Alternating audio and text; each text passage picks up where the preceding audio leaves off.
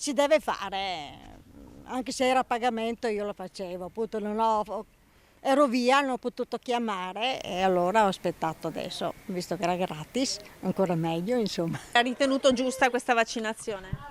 Giusta, per forza, per quello che ha combinato, quella che si è portata il cane in quella maniera lì.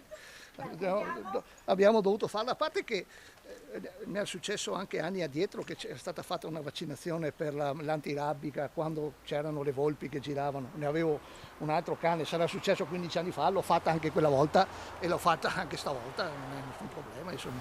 Credo sia, cioè, è stato giusto farlo, è stato sbagliato quello che ha fatto quella persona lì che ha portato il cane malato. Non si capisce come abbia fatto ad arrivare sta roba, ecco, tutto lì, con tutti i controlli che ci sono, le frontiere, eccetera. Sì, sì, assolutamente, per correttezza è giusto preservare tutti quanti e vaccinare, insomma.